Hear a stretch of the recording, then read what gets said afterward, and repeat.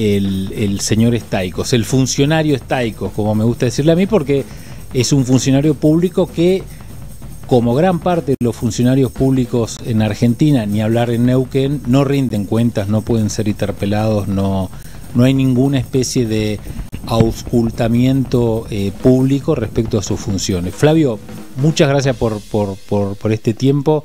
La intro, bueno, fue bastante explícita. ¿Cómo viene todo lo que está sucediendo respecto a los trabajos que están realizando desde el sindicato y, bueno, la situación de los laburantes? Bueno, más o menos vos diste un pequeño pantallazo. La situación es grave y es acuciante. El principal problema que tenemos es la cuestión salarial. Digamos, hoy tenemos a el 90% de los compañeros y compañeras de prensa por debajo de la línea de la pobreza. Salvo algunos casos muy puntuales, que pueden ser que trabajen en televisión, que están con salarios que llegan a la canasta básica o están por encima de la canasta básica, el resto están por debajo de la canasta de indigencia. Digo, soy un trabajador de diario, un trabajador de radio que cobra convenio, está ganando 650.000, 680.000 pesos.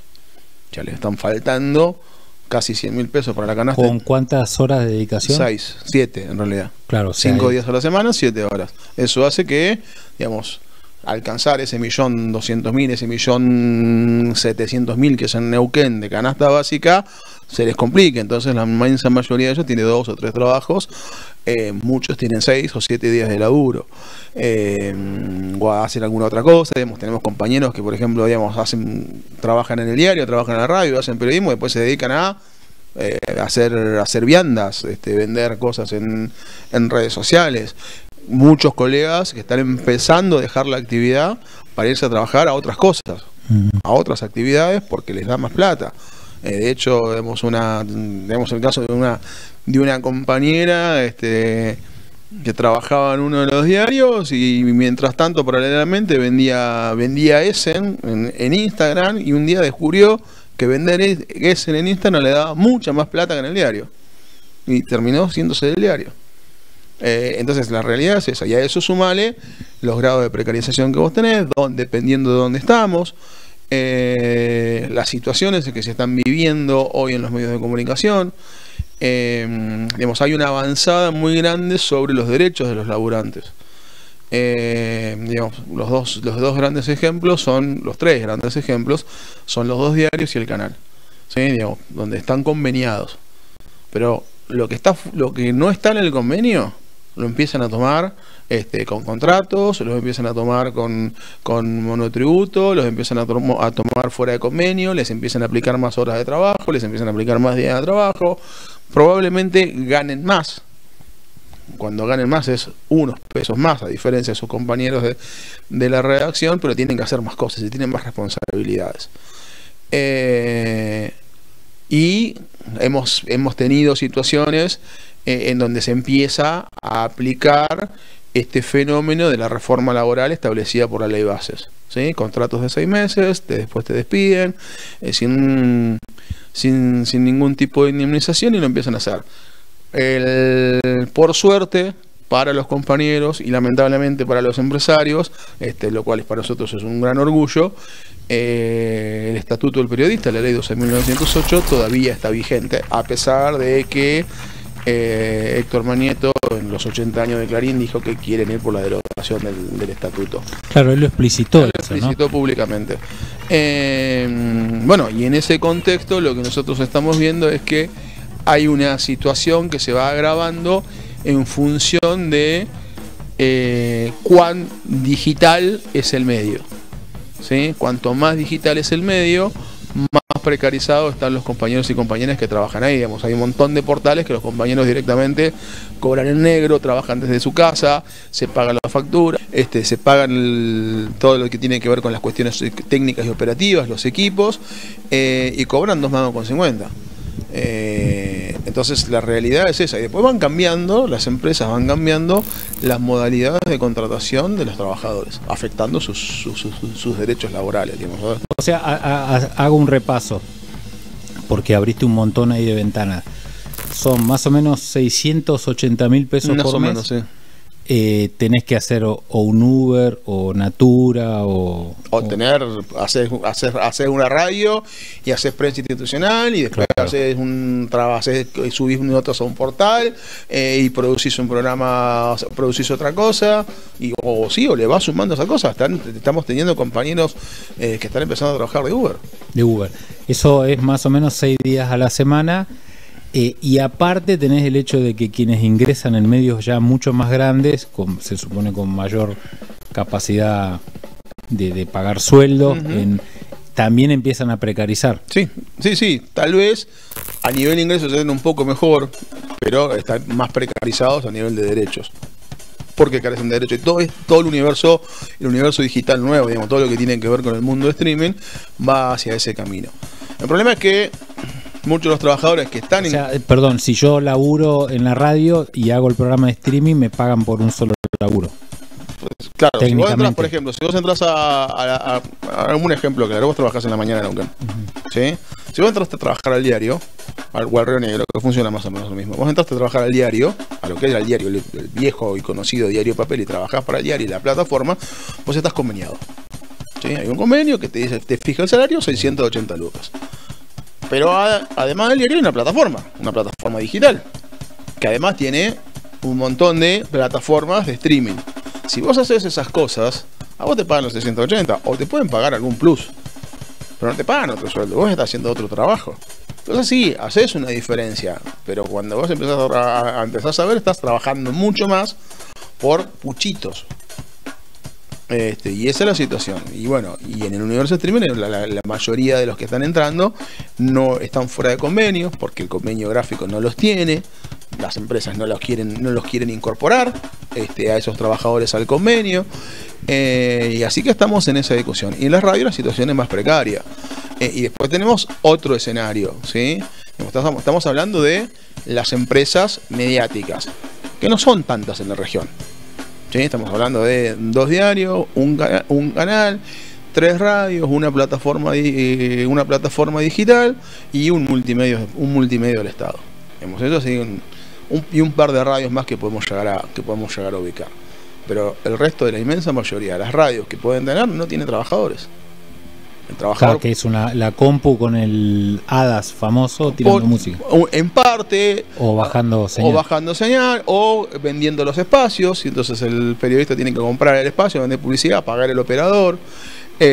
Como en los 90, digamos. Lo mismo, ¿no? Los portales de noticias que tienen una persona que con inteligencia artificial va pegando cosas, muchas veces pegando las gacetillas del gobierno, robando información. Yo te hago ahora una pregunta invirtiendo la carga a la prueba. ¿Les da resultado eso? Pues yo me pregunto, yo tengo para entenderlo, ¿no? Tengo un multimedio y me invento una página, ¿no? Neuquensalitre.com y subo noticias del salitre en Neuquén. ¿Me da resultado o termino también dependiendo de la publicidad del Estado? No, evidentemente a algunos les da resultado, no es a todos. Igual la pauta oficial, ahora vamos a hablar sobre la pauta, pero la pauta oficial es lo que sostiene hoy a los medios. El problema que estamos teniendo con la pauta, digamos, que la pauta supuestamente desde la asunción de Milei, digamos, se cortó la pauta oficial nacional, los gobernadores hicieron una copia de eso, también limitaron la pauta nacional, pero la pauta existe y se sigue direccionando. Entonces el gran problema que hay es que se direcciona la pauta hacia plataformas o páginas web de dudosa procedencia, que muchas veces son de los propios funcionarios, que se llevan millones de pesos, y tenés medios comunitarios, autogestionados, cooperativos, universitarios o medios privados que no tienen una sintonía ideológica con el gobierno, que no reciben un mango, pero tienen trabajadores. Entonces, de golpe, una plataforma que tiene un chabón con una inteligencia artificial que carga en 10 páginas distintas las noticias del gobierno, se lleva un montón de plata por eso. Al pibe que está cargando le pagan 500 lucas con monotributo. Y de golpe tenés otra radio que tiene, no sé, tiene 6 horas de programación, que tiene 20 chabones laburando y no recibe un solo peso ni siquiera para pagar la luz. Y en el medio vos tenés las grandes empresas, digamos, La Mañana, El Ronero, Canal 7, Cumbre, La Primera o algún otro medio más que ande dando vuelta por acá, digamos, que van negociando con el gobierno, negociando la pauta pública o las publicidades que les van tirando, y eso genera espacios de presión de parte de esta persona, este funcionario del que vos hablabas, para que hablen, no hablen, digan o no digan sobre determinados contenidos. Bueno, ahora vamos a ir hablando, pero esos espacios de presión, aprovecho por tu experiencia a preguntarte, ¿son ida y vuelta? Digamos, si no me, digamos, yo te presiono para que no hables de tal tema, pero yo también veo que vos aprovechás y subís la pauta y decís, bueno, yo no hablo, pero necesito más. ¿Es en ese lado o ves que es muy direccional? Depende del poder que tenga el medio o del poder que tenga el periodista, porque también hay pautas para periodistas, no solamente para los medios, ¿no? Depende del poder que tenga, digamos. El poder de fuego, me refiero, el alcance. En general, hoy es muy direccional desde el gobierno hacia los medios de comunicación. Es direccional, para retomarlo de ahí. O sea, baja la línea, digamos, ¿no? A veces hay medios que pueden hacer valer el poder de fuego, tipo yo me callo, pero me subís acá, y hay medios... Hay medios que no, hay medios que son absolutamente... digamos, que hacen lo que se les dice y listo.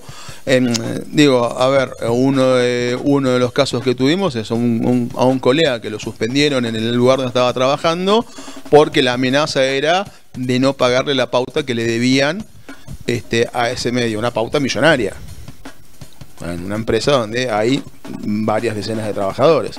Entonces, digamos, en ese punto que el empresario o el gerente de la empresa, claro, empieza a tomar esas decisiones. ¿Cómo resolverlo? Es muy difícil.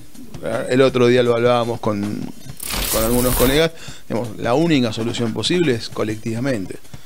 Digo, nosotros como sindicato, como organización, podemos denunciar, podemos hacer un montón de cosas, pero si somos nosotros solos no tenemos la fuerza. Digamos, esto es... Todos los laburantes tenemos que poner un acuerdo, no podemos aceptar estas presiones, no podemos aceptar la censura y oponernos a este tipo de políticas de parte del gobierno y de parte de las empresas. El problema es que la censura está muy instalada. La censura y la autocensura no es de ahora, ya viene hace mucho tiempo. Con el gobierno de Milei y de todo el resto se ha acentuado. Porque la dependencia de la pauta oficial es muy alta. Y como se distribuye mucha, digamos, y hay muchos, pongámosle, colegas que viven de esa pauta, ya no salarialmente, sino porque tienen una pauta que reciben, entonces todos agachan la cabeza y hacen lo que se les dice. El municipio también, ¿no? Entiendo que sí, no tenemos demasiada vinculación con el municipio, pero entendemos que funcionan más o menos de la misma manera. Digamos, no conozco al secretario de prensa de la provincia, lo conozco de nombre, no mucho más que eso. Nosotros no hemos tenido con él ningún tipo de diálogo. Sí hemos tenido diálogo con Staikos en su versión empresario. Hemos tenido varios cruces ahí cuando estaba como dueño del multimedio Prima. Él arranca el derrotero. Bueno, obviamente teniendo en cuenta los cruces a partir de que estás en el sindicato, de que el sindicato va tomando nota de las vulneraciones de los derechos de los laburantes, con RDB, o corregime. Sí, a ver, yo lo conozco de Radio del Valle, una FM RDB, ahí en ese contexto. Después logra tercerizar lo que era la primera. Con la ley de medios se hace una licitación, se hace un concurso, un grupo adjudicatario logran la licencia, pasa un tiempo hasta que finalmente este funcionario logra, digamos, tercerizar esa señal. No sé cuál es la situación contractual en este momento. Probablemente lo haya comprado, pero bueno, digamos, también fue la ley de medios y el AFCA se flexibilizó demasiado algunas cosas, ¿no? A partir de ahí empezó con la radio, la llegada de Televisión Central, la crisis de Televisión Central hizo que pudiera comprar a muy buen precio, la verdad, lo que era la Televisión Central, ese experimento de televisión de la CTA de ATE acá en Neuquén, y con eso empieza con un multimedia. Después empieza a adquirir digamos, lanza una plataforma web que es Mejor Informado, y después empieza a adquirir otras plataformas de algunos socios y empieza a desarrollar otras plataformas. Ahora no me lo voy a acordar, pero ¿Él llega así a Calf o llega así a la Secretaría de Medios con Figueroa? No sé, yo lo de Calf no lo seguí porque nosotros en Calf no, salvo hacer algunos reclamos para algunos compañeros que están en el ámbito de prensa, no nos metemos. Porque él estuvo, ¿no? En los directorios. Él estuvo en el, no sé si en el directorio o en la asamblea o una cosa de esa. Y él estaba ahí. Después, nada, él aprovechó, digamos, para hacer su negocio. Él siempre está metido en esos lugares para hacer su negocio. Claro.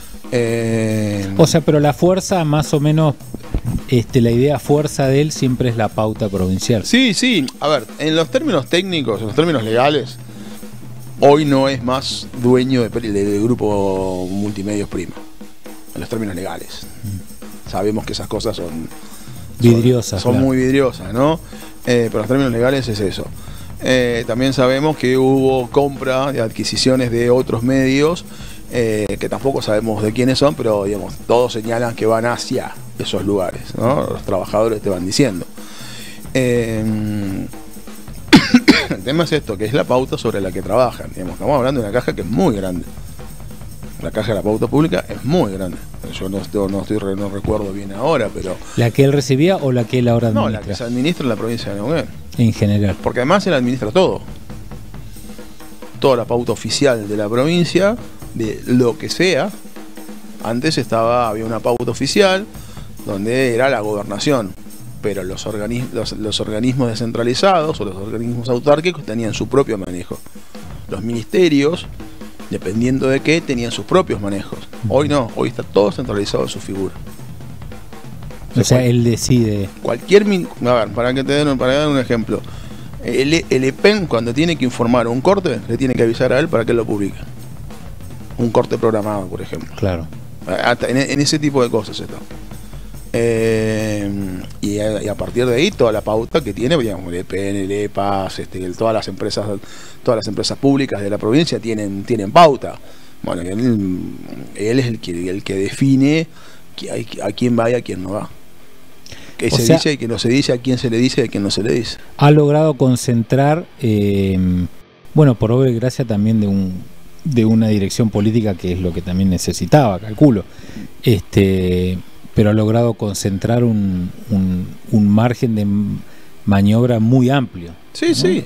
De hecho, él es muchas veces quien llama al medio o a los periodistas para decirle alguna cosa u otra. Llama a un medio para decir hay que callar a este periodista, o llama a un periodista para decir, che, mira, esto no se dice. Eso es así. Eso funciona así, hemos tenido varias denuncias. Tal vez a veces no lo haga para callarte, pero te llama, te dice, te da información, o con información que él tiene de vos, y vos decís, ¿cómo tenés esta información? ¿De dónde sacaste esta información? Digamos, si uno empieza a sentirse presionado, empieza a sentirse intimidado, empieza a sentirse perseguido. ¿Eso ustedes como sindicato han recibido? Y hay colegas que nos han avisado que los han llamado a ellos para decirle que no hablen de tal cosa. Claro. Recordemos que para cuando esté saliendo el programa y estos shorts que también salen del programa, él está en una situación judicial muy delicada en la cual efectivamente hay un silencio. La verdad que yo no recuerdo que haya ese nivel de presión, salvo por ahí cuando fue Julio Fuentes preso, que se prohibió hablar un montón en medio. Yo era chico, no es que ahora soy chico, no, era chico, que eso fue, me acuerdo, cuando ya el multimedio de la familia Schroeder rompe oficialmente con la línea de libertad de expresión, libertad de tendencia en la programación, y ya adscribe una línea, bueno, esta es la línea del gobierno, es mi línea editorial forever and ever. Así todo había un diálogo por lo menos tal vez más mesocrático, pero había un diálogo respecto a qué estaba pasando en las calles.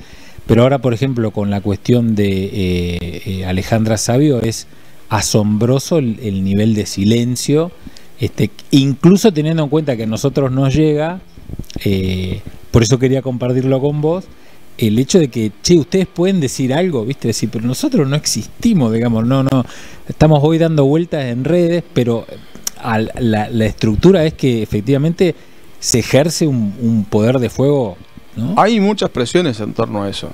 Y el problema es ese. Digamos, yo no me voy a meter en la causa, es una causa compleja, hay un menor de por medio, los padres sabrán lo que hacen, digamos, es una situación bastante grave. Yo no conozco demasiado la causa, pero sí puedo decir que desde lo que tiene que ver con la cuestión periodística, hay un ejercicio del poder y de la censura por parte de el funcionario y todo el organismo estatal para evitar que se hable en distintos niveles y distintas formas. Más violento, menos violento, más de intento de consensuar con el otro, pero en otros casos no. Digo, de hecho, Página 12 tiene una nota que fue levantada sobre este caso. ¿Eso cómo se explica que un portal nacional ni siquiera es que no publica la nota, la publica y la da de baja, porque en su sitio web aparece error cada vez que entras a la... Sí, bueno, no tengo muy en claro lo que pasó ahí, pero bueno, a ver, Página 12 es de Santa María y, a ver, si estamos hablando de Staikos como... digamos, funcionario, ¿no? Funcionario, Santa María, digamos, como un pseudo dirigente sindical, es de lo peor que hay como empresario. Claro. Pero de lo peor que hay. ¿De porteros era? No. Sí, de una base de porteros. Y que tiene sueldos, sí, ¿no? No solo sueldo, digamos, un montón de cosas, digamos, está denunciado por el sindicato de Ciprueba, digamos, incumple convenios y demás. Entonces, digamos, no extraña que acepte, que pueda aceptar este tipo de cosas. Pero bueno, lo extraño es que ha llegado hasta Buenos Aires a hacerlo. El tema es que, bueno, hay filtros que se van escapando, se van rompiendo, los diques se rompen, digamos, entonces las cosas se van filtrando y van pasando cosas. De hecho, la noticia se difundió por Buenos Aires, yo lo he visto con colegas de Buenos Aires dando la noticia, algunos más importantes, otros menos importantes, pero la información se fue dando. Este control férreo que está haciendo la provincia sobre la prensa, yo no sé qué tan bueno puede llegar a ser, qué tan efectivo, y sí, va a tener cierto control, pero hoy en el universo digital la información se va colando. Si no es un periodista será otro, si no es un periodista será un político, si no es un político será un ciudadano, pero la información se va filtrando, serán dirigentes de organizaciones. Entonces es difícil, pero bueno, nosotros hoy no podemos dimensionar si esta política le puede servir al gobierno o no. Claro. Evidentemente le es funcional. Nosotros no estamos de acuerdo con esto, digamos, sobre todo porque además el propio gobernador en campaña hablaba sobre la libertad de expresión, que era la base de la democracia y demás. Entonces, digamos, hoy está en un claro proceso de contradicción en ese punto. Pero bueno, nada, digamos, existe la posibilidad de revertir la situación. Digamos, es simplemente largar un poco la presión sobre lo que puedan o no puedan decir los medios. Y ojo, digamos, nosotros estamos hablando que nosotros, puede que no nos guste, pero aceptamos las líneas editoriales de los medios. ¿Sí? Cada medio tiene el derecho a tener la línea editorial que quiera, nosotros aceptamos, puede que no nos guste, pero los aceptamos. Pero eso tiene reglas internas. ¿Sí? Digamos, si yo trabajo en el diario durante 6 horas y durante 6 horas tengo que escribir acerca de José Pérez y a favor de José Pérez, cuando yo me voy a mi casa y entro en mis redes sociales, yo soy Flavio Ramírez y hablo en mis redes sociales de lo que se me canta. Si soy sancionado por lo que yo publico en mis redes sociales, por la empresa, digamos, eso es una coerción, eso es una presión y eso es censura. Y eso hoy está pasando. Está pasando en un montón de lados y particularmente con la nueva conducción del diario Río Negro. La nueva conducción del Río Negro también te sigue si sí. Lo que haces afuera del... Sí. De hecho ha habido movimientos de trabajadores que estaban en un lado, que estaban en otro, los empezaron a correr, los empezaron a bajar o empezaron a hacer otra cosa porque vos sos zurdo, que publicaron en sus redes sociales alguna cosa en contra de mi ley, por ejemplo. Abiertamente, ¿no? Abiertamente. Y el diario Río Negro ahora tiene una radio también. El diario Río Negro tiene una radio. Sí, que digamos, hoy el diario Río Negro tiene una bajada de línea libertaria. Es abiertamente libertario. O sea, es más, de hecho se presentaron ante ante los trabajadores. Acá apoyamos esto. Ahí hacemos una actualización. La familia Ragneri vendió parte del diario. La familia Ragneri, no la familia Ragneri, una parte de la familia Ragneri, Sí. pues son, digamos, la familia Ragneri son varios apellidos, ¿no? Vendieron el 80% del paquete accionario. El 20% del paquete accionario lo siguen teniendo uno de los nietos de Ragneri y dos familiares más de otra rama. Bueno, quienes compran este 80% del paquete son la familia Pérez, los dueños de las farmacias Global, entre otras cosas, los dueños de OPS, ¿sí? Los dueños de varias estaciones de servicio, IPF, Puma y demás.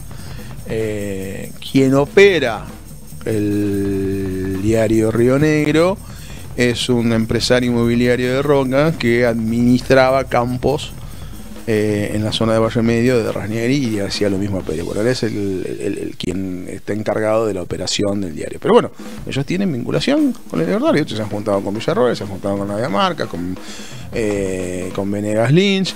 Han establecido líneas y van ahí y lo dicen abiertamente. Uno empieza a ver el diario claramente va hacia la marca de eso. Lo que nosotros hemos visto, que se han producido despidos en estas semanas en que están ellos. El problema es cómo se despidieron a esas personas. Digo, nosotros entendemos que cuando llega alguien nuevo, digamos, las cabezas suelen cambiar, pero el problema es la metodología que utilizan para cambiar las cabezas, ¿no? Entonces, y terminan presionando. De mucho también nos ha pasado que le han cambiado el modo de contratación a un grupo de trabajadoras que terminaron en la calle. Porque ellas habían sido contratadas para hacer teletrabajo, les convenía, les servía por un montón de factores y las obligaban, les cambiaron el contrato para obligarlas a ir a las oficinas a trabajar. Y les modificó la vida. Claro. Les modificó completamente la idea. Cuando vos ganás 600 lucas, no llegás a fin de mes, tienes que tener 4 laburos, y bueno, digamos, trabajar en tu casa y donde puedes hacer 2 o 3 cosas juntas en tu casa es un beneficio.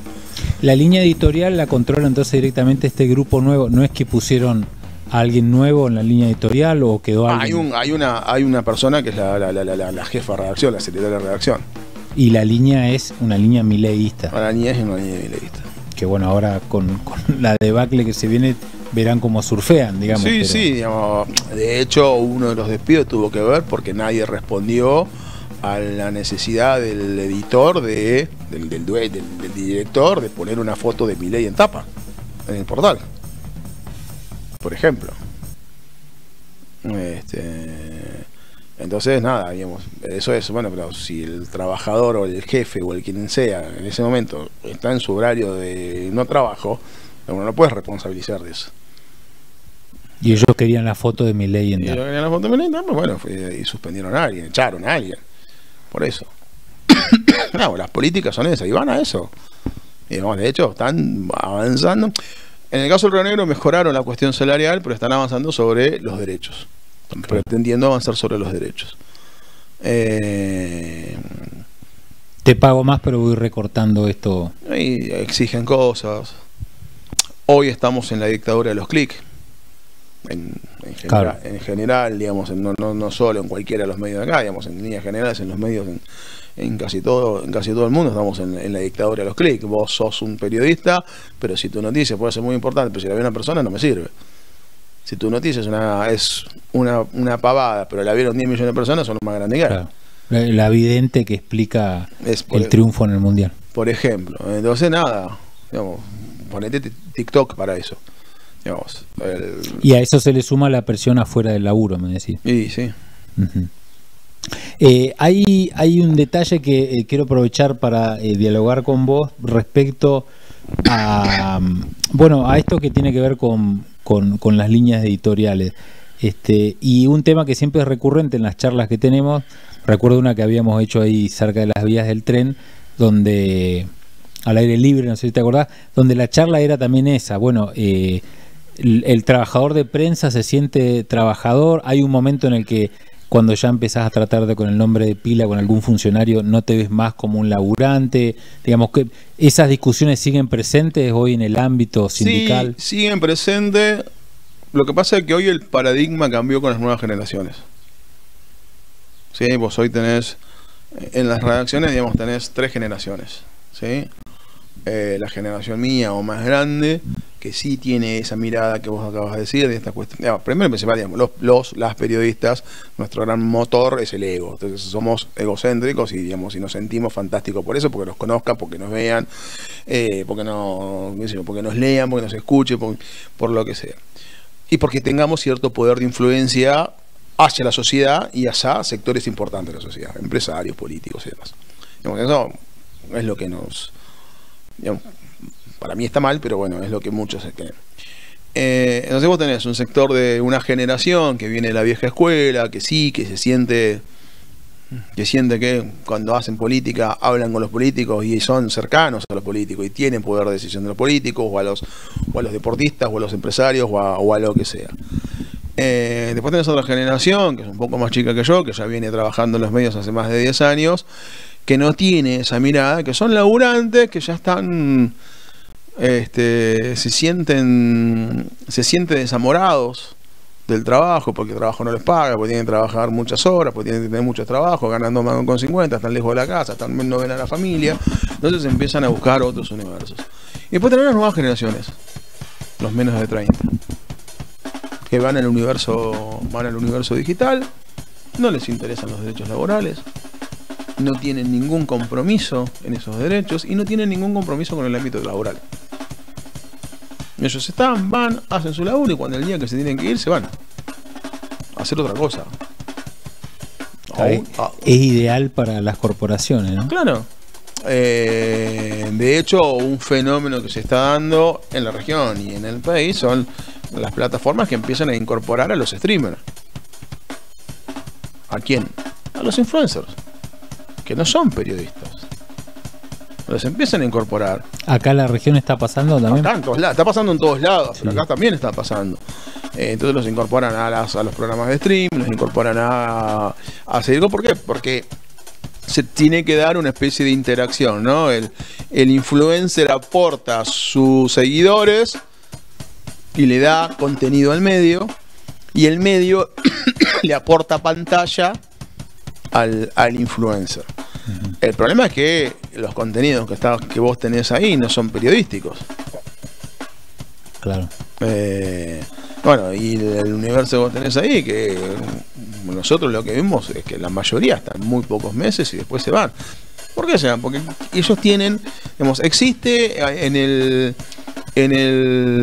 ideario, en el imaginario social, que los periodistas tenemos influencia, que los periodistas ganamos muy bien, que los periodistas recorremos todo y que la pasamos genial. Y la verdad es que los periodistas ganamos muy mal, la pasamos bastante mal, no tenemos influencia, y lo que además está sucediendo hoy es que se está perdiendo la práctica real del periodismo.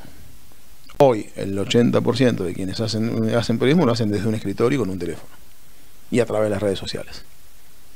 O sea, salir a la calle a buscar noticias lo hace una ínfima parte. En general son los más grandes, en general son los más viejos, los que tienen más calle. Pero bueno, hay ciertos anticuerpos, van funcionando, digamos, el universo digital ha permitido que el periodismo exista. Lo que tenemos que discutir ahora es, vemos cómo se puede vivir del periodismo. Digamos que es el gran debate. Digamos, nosotros desde el sindicato, desde los sindicatos, desde la federación, nosotros señalamos que, bueno, se tienen que dar una distribución equitativa de la pauta oficial para todo el universo, para las grandes empresas, las empresas amigas, los periodistas amigos y las empresas que no son amigas. Claro, ahí volvemos al problema Staikos otra vez. Por ejemplo, yo recuerdo que durante la represión que hubo hace muy poco con la Confederación en pleno centro de Neuquén, Lev Nahuel, uno de los voceros de la Confederación, a la salida de la comisaría directamente lo nombra a Staikos, ¿no? Y ahí eso me llamó la atención, no porque me sorprendiera, sino en el aspecto de decir, ya efectivamente el papel del rector de los medios, digamos, no, perdón, de un funcionario a cargo de la pauta oficial, es un papel rector, un papel censor, diríamos, ¿no? Sí, sí, y por eso, digamos, no solo esa noticia no se dio, digamos, tampoco se ha visto en los medios reflejada la caravana al Marimenuco, tampoco se ha visto reflejada el quilombo que se está generando con el fracking en el Marimenuco, digamos, hoy el negocio de la energía es un negocio importante para los medios de comunicación. Sin embargo, ¿qué es lo que se publica de energía en los medios de comunicación? Las gacetillas de las empresas. Claro. El newsletter que te manda. Las gacetillas de las empresas, digamos, y alguna cosa que te van mostrando. La mayoría de los que están en energía los mandan a los distintos congresos, a la hora hoy la gas en Buenos Aires, digamos. Ahora, anda Allen. Y fíjate lo que está pasando con la zona de chacras y la producción de Allen. Andá al oeste, donde tenés pozos petroleros pegados a las casas a las casas en la zona de Los Hornitos, del hipódromo, de Plotier, digamos, el efecto que está generando. Digamos, la contaminación que ahí entra lo que decís vos, el ego, ¿no? Porque te pago con fama. Y sí, te regalo algo. Anda a la zona de parque industrial donde están las empresas de tratamiento de residuos petroleros y la contaminación que se ha generado tanto en parque industrial, ahí en el barrio Jaime de Nevares, como en las zonas más cercanas de los barrios que están cerca de la meseta, producto de la contaminación, digamos. Y eso no, en los medios no sale, empiezan a salir algunas cosas, alguien los dice, no te digo que no, pero los medios no lo dicen, porque hay mucha pauta, y con la pauta no se jode, que la pauta calla. Figueroa eso lo entendió muy bien. Todos lo entendieron bien. Todos lo entendieron bien. Digo. No digo que antes eran más inocentes, ¿no? Pero me refiero que lo entendió bien porque la mano de hierro es. Bueno, a ver, para no decir que estos son una cosa y que los otros son mejores, digo, a ver, el kirchnerismo también hizo las suyas. Digo, también callaba voces y también compraba voluntades. Entonces, digamos, todos los gobiernos han tenido metodologías parecidas. Lo que pasa es que, bueno, en otros gobiernos había otras distribuciones, había otras pautas, intentaban generar otras cosas. Digamos, había un poco más de democratización. Hoy se está dando unos niveles de concentración muy grandes. Y la autocensura, ¿no? La autocensura, sí, claramente. Digamos, no hablar de algo por las dudas, no voy a decir nada. A ver, nosotros lo estamos viendo desde el gobierno de Macri para acá. En el caso de Neuquén, nosotros lo vemos del gobierno de Sovich para acá, si querés. Claro. Pero bueno, digamos, a nivel general, digamos, del gobierno de Macri para acá hay un nivel de autocensura muy alto. No puedes hablar, ¿por qué? No hables porque te cuidás. Te cuidás porque no viene la pauta, porque te dicen que no.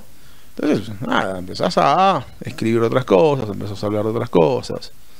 Y ahí aparece la astrología que te va a salvar siempre, ¿no? Sí. Y esas notas, que no me parecen mal, digamos, esas notas, digamos, banales del pasado glorioso o penoso de las distintas localidades, de los distintos lugares, que no me parece mal, pero que lamentablemente lo que están haciendo es llenar la mayoría de los espacios de los medios de comunicación. No había caído, claro, las notas de la primer pulpería de por ejemplo, John Malar, claro. Que son notas interesantes, porque a ver, yo las he tenido que hacer, yo me he pasado veranos escribiendo sobre los vendedores de churros en el balneario Catica. Digo, pero era una nota, no 40 notas en un solo diario, exactamente lo mismo. Claro. Y donde vos no tenés una información acabada de cuestiones económicas, de cuestiones sociales, digamos, de reclamos de lo que está pasando en el mundo, de lo que está pasando en Argentina. Digamos, ¿quién cuenta hoy en la región? ¿Quién cuenta hoy en el país lo que pasa en Gaza? Lo que pasa en África, lo que pasa en Estados Unidos. Sí, justo estábamos haciendo unos programas, está en una guerra civil larvada. Y vos decís, puede desencadenarse en una... Y está, es verdad, no hay ninguna interpretación hacia dónde va, ¿no? Vos hoy, digamos, en Francia se está prendiendo fuego Francia. Y no escuchás eso en los medios. Están prendiendo fuego, están en contra de Macron, por una política parecida a la de Milei. Y salió la gente a la calle. Y no lo ves. Entonces, el problema es que ¿cómo miramos nosotros los periodistas la información? ¿Y qué vemos? ¿Desde dónde lo vemos? Y muchas veces nosotros hoy trabajamos mucho con las redes sociales. Bueno, ¿qué seguimos? ¿Dónde miramos? ¿Qué nos ofrece el algoritmo? Digamos, convengamos que estamos expuestos a un algoritmo que decide por nosotros lo que tenemos que ver y lo que no tenemos que ver. Nos mete en nuestra burbuja y te manda información. Digo, ¿cuántas veces nos pasa que vos estás aburrido haciendo algo y empezás a... entraste a una página de cómo hacer pochoclo? Automáticamente te empiezan a inundar de páginas de hacer pochoclo, de comprar pochoclo, y así con cada una de las cosas. Bueno, eso es el algoritmo que te va aislando y te va encerrando. Digo, ¿qué pasó en Nepal? En Nepal hubo una revolución social porque les cortaron las redes sociales. Pero hubo un golpe de Estado por parte de las empresas de tecnología contra un gobierno comunista. Y eso pasó esta semana, la semana pasada. Digamos, Facebook, Twitter, Instagram, TikTok funcionan así. No sé si lo leíste, pero te lo recomiendo, Tecnofeudalismo. De Varoufakis. Sí, yo te agradezco mucho la paciencia de venir a hablar. Es un tema muy delicado por el que siempre nos convocamos, porque la autocensura también es un ejercicio de expresión en algún punto, y hay como un atroz silencio sobre temas cada vez más delicados en una situación tan relevante incluso para Latinoamérica, desde Neuquén, ¿no? Trata de personas, secuestro, desaparición forzada de chicas, femicidios, bueno, ahora esto de la violencia vicaria que involucra incluso al aparato judicial neuquino, y el otro emergente que están reventando el agua dulce de la ciudad, de prácticamente todo el Alto Valle. Y la impresión que siempre queda es eso. Bueno, en algún punto uno apuesta a la conciencia, ¿no? De aquel que sabe que adrede está informando otra cosa. Sí, yo ahí hago una diferenciación, ¿no? Digamos, sí creo que hay colegas que adrede informan otra cosa. Sí sé que esos hay. No son la mayoría. Son muy poquitos acá y en Buenos Aires, ¿no? La mayoría los conocemos y sabemos quiénes son. El resto simplemente es por laburo. Ni siquiera por ignorancia, por desidia. Ni siquiera por ignorancia, es simple desidia de no hacer el ejercicio periodístico de chequear, de confirmar, de buscar, de ver si esta noticia que está saliendo en la red social sale en algún otro lado, si tiene un fundamento real, si no es una ficción. Digo, ayer veíamos cómo Feynman daba veracidad a algo que todo el mundo sabía que era falso, que era la visita de una estrella, de Katy Perry a Cristina. Digo, y él lo sostenía. Bueno, lamentablemente hay colegas que terminan comprando eso, porque ni siquiera hicieron el esfuerzo de fijarse si eso era cierto.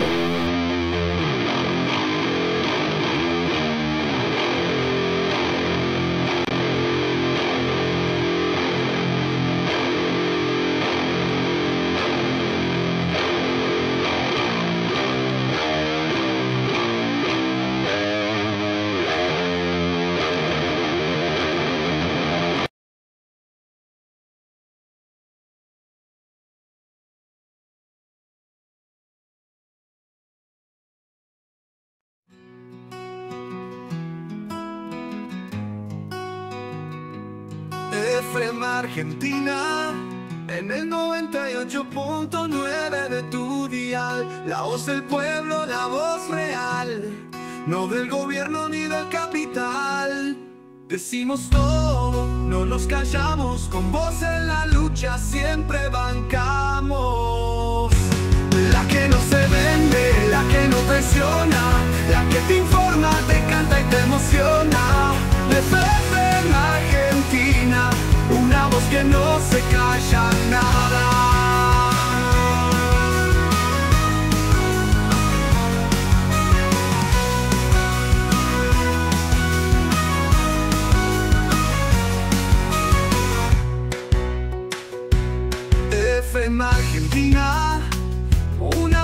no se calla nada.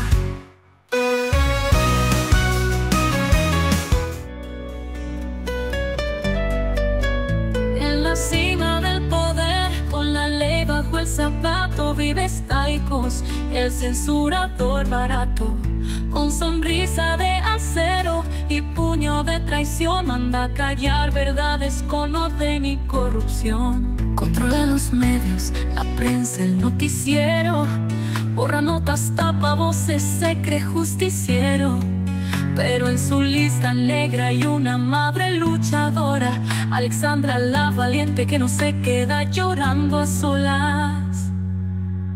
Ella alzó la voz por su hijo, por su vida, y el sistema respondió con venganza escondida. Le quitaron a su niño con papeles arreglados y jueces que se venden como trajes planchados. Staikos movió hilos, dio la orden, puso el sello, como si un hijo fuera un premio, un destello. Pero no contaban con su fuerza ni su historia, porque madre que resiste deja huella en la memoria.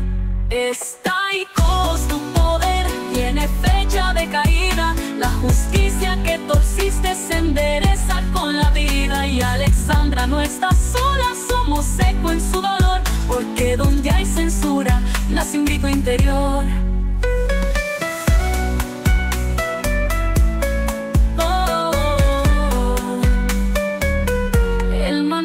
Los juzgados como cartas marcadas, pero el pueblo ya no come más promesas enlatadas. El dolor de una madre no lo tapa un juez vendido, ni un noticiero mudo, ni un expediente escondido. Alexandra no se rinde, va de frente sin temor, con verdad en la garganta y justicia en el amor. Staikos tiembla porque sabe lo que hizo, y un pueblo que despierta no perdona el compromiso. Staikos, te crees dueño del relato, pero no hay censura que detenga un buen relato. La verdad camina libre aunque intenten silenciarla, y la lucha de Alexandra va a cruzar todas las balas.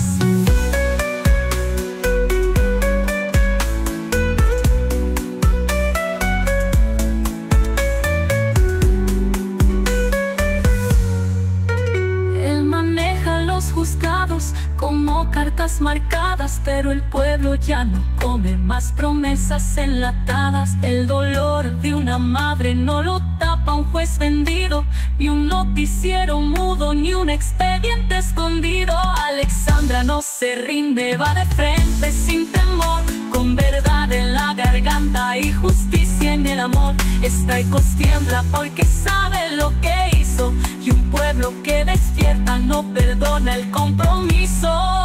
Staikos, te crees dueño del relato, pero no hay censura que detenga un buen relato. La verdad camina libre aunque intenten silenciarla, y la lucha de Alexandra va a cruzar todas las balas.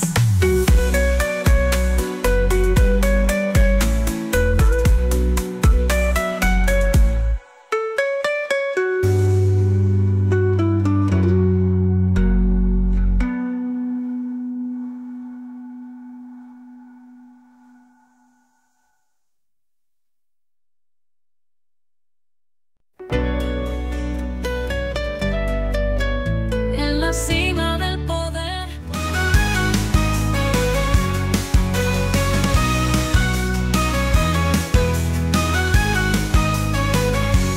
FM Argentina, una voz que no se calla nada.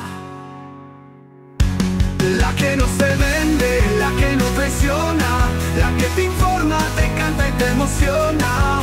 FM